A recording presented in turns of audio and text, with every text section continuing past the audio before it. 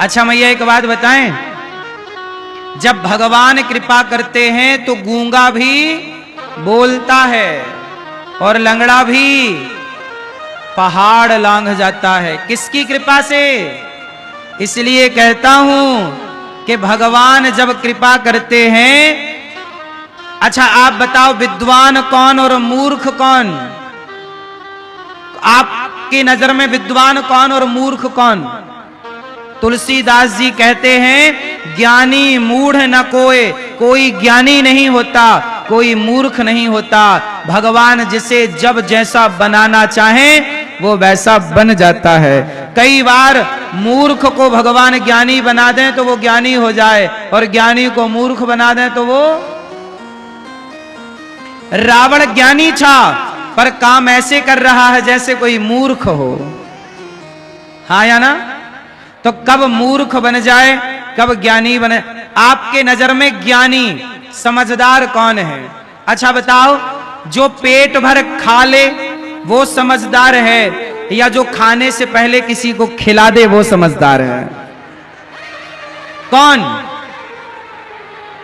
इसलिए कहता हूं, पेट भर खाया करो, पर पेट भर खाने से पहले किसी को पेट भर खिलाया करो। सभी में बांट कर खाए उसे इंसान कहते हैं, पराया दर्द अपनाए उसे इंसान कहते हैं। कोशिश करिएगा कि किसी को खिलाकर खाओ। इसलिए गौरी गोपाल आश्रम में हजारों संत रोज आते हैं। उन संतों को आप भोजन करा सकते हैं कि आज संतों को भोजन हम कराएंगे, आज हम खिलाएंगे सबको। और वहां वृद्ध माएं रहती हैं गौरी गोपाल आश्रम में, आप वृद्ध माओं को भोजन करा सकते हैं कि रक्सौल वासी, नेपाल वासी सभी आप भक्तों की ओर से इन वृद्ध माओं को भोजन मिलेगा। आप अपनी ओर से माओं को भोजन करा सकते हैं। एक ब्राह्मण थे, बहुत ध्यान से सुनना। एक पंडित जी थे, वो पंडित जी बहुत गरीब थे, खाने को रोटी नहीं, पर बहुत तपस्वी थे। रोज भगवान का नाम जपते, भगवान का कीर्तन करते, भगवान की कथा करते, भगवान की कथा सुनते और सुनाते, गांव के लोगों को भगवान की चर्चा कराते। एक दिन पंडितानी ने कहा पंडित जी की पत्नी ने कि जी सुनो, आप इतने बड़े पूजा करने वाले हो, इतने बड़े भक्त हो, परंतु अपने यहां तो पेट भर भोजन भी नहीं है, पेट भर भोजन ही नहीं है, खाने को रोटी नहीं है। तो पंडितानी ने पंडित जी से कहा जी सुनो, सुना है कि जो राजा है ना अपना बड़ा दयालु है, सुना है कि वो लोगों का पुण्य खरीदता है। आप ऐसा करो कि रोज इतना पुण्य करते हो पंडित जी, थोड़ा सा पुण्य बेच दो, उसके बदले राजा पैसा दे देगा, उसी से अपना गुजारा हो जाएगा। पंडित जी को लगा बात तो सही है। पंडित जी बोले ठीक है, मैं कल जाऊंगा। सवेरा हुआ, पंडित जी तैयार हुए। पंडितानी ने 4 रोटी बनाई, अचार रखा, अचार रोटी बांध दिया पंडित जी को, कहा कि जाओ राजा के पास, रास्ते में भूख लगे तो ये 4 रोटी खा लेना। पंडित जी 4 रोटी लेकर चल पड़े। चलते चलते चलते चलते एक जंगल आया, वहां पर एक नदी थी। तो पंडित जी को लगा यहां थोड़ा विश्राम कर लूं और रोटी खा लूं, फिर आगे की यात्रा करूंगा। पंडित जी वहां रुक गए, नदी पे हाथ मुंह धोया, पेड़ की छांव पर बैठ गए और रोटी निकाली। और जैसे ही खाने वाले थे कि एक भूखा सा आदमी आ गया। बोला भैया हम बहुत भूखे हैं, कुछ भोजन मिल जाए तो बड़ी कृपा। पंडित जी ने कहा अच्छा मेरे पास 4 रोटियां हैं, ऐसा करो 2 तुम खा लो, 2 हम खा लेते हैं। कहा ठीक है। उस आदमी ने 2 रोटी खा ली जो बहुत भूखा था। 2 खाने के बाद बोला पंडित जी यदि आप अपनी 2 रोटी और दे दो तो मेरा पेट भर जाएगा, बहुत भूख लगी है। पंडित जी ने बेचारे खुद तो भूखे थे, पर उन्होंने अपनी रोटी भी उस भूखे को दी और वो पेट भर के खाया, खूब आशीर्वाद देके चला गया। पंडित जी थोड़ा सा अचार बचा था, अचार चूस लिए, नदी का पानी पी लिए और चले राजा के दरबार में पहुंचे। राजा से कहा पंडित जी ने कि महाराज मैं बहुत गरीब हूं पर अपना कुछ पुण्य बेचना चाहता हूं, आप पुण्य खरीदते हो, मेरा पुण्य खरीद लो। राजा बोला जरूर। ब्राह्मण को बिठाए सासम्मान, और राजा की पत्नी बड़ी पतिव्रता थी। राजा ने अपनी पत्नी से कहा देवी तुम बताओ कि राजा का ये ब्राह्मण का कौन सा पुण्य खरीदने लायक है। पत्नी बड़ी पतिव्रता थी, वो जान गई कि पंडित जी ने आज 4 रोटियों का दान किया है। किसी भूखे को 4 रोटियों का, पंडित जी ने जो 4 रोटियों का दान किया है वो वाला पुण्य खरीद लो। पत्नी ने राजा से ऐसे कह दिया। अब राजा बोले कि पंडित जी आपने जो आज 4 रोटियां दान की हैं वो पुण्य आप मुझे दे दो। पंडित जी बोले जरूर ले लो ले लो। पर पंडित जी को आश्चर्य लगा कि मैंने जंगल में रोटियां दान की, आपको पता कैसे लगा। राजा बोले कि मेरी पत्नी बड़ी पतिव्रता है, वो सब कुछ जान लेती है। अच्छा ठीक है।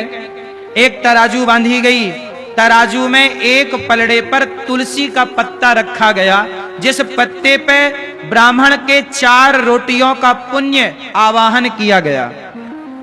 और दूसरे पलड़े पे राजा ने सोना रखा।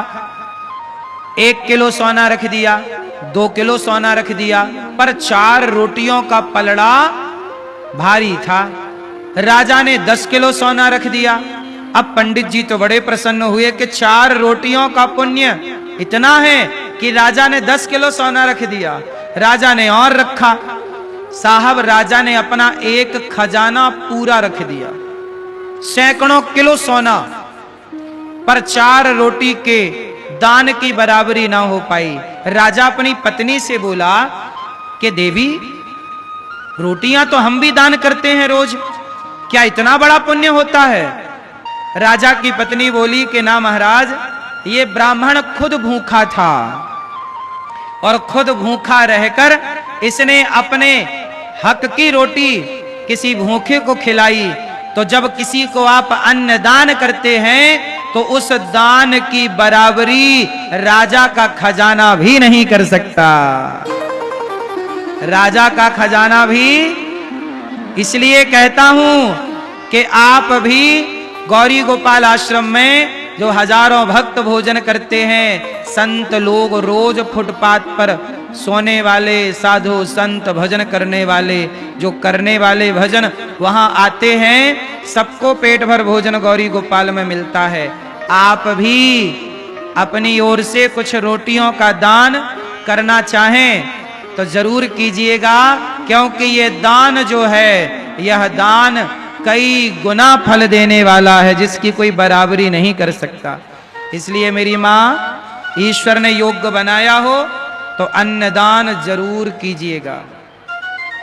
कौन सा दान करेंगे? जोर से। इसलिए आप लोगों से मेरी विनती है, बताओ गौरी गोपाल आश्रम में जो संतों की सेवा का काम हो रहा है वो सही है कि गलत है?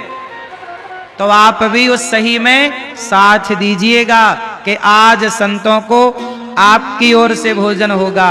आप लोग चाहें तो अपनी बेटी बेटे के जन्मदिन पर, शादी की सालगिरह पर आप अन्नदान कर सकते हैं, क्योंकि आप सबके सहयोग से ही हम तो आपसे भिक्षा मांग मांग कर संतों की सेवा करते हैं। तो आप भी इस सेवा से अपने आप को जोड़िएगा जरूर।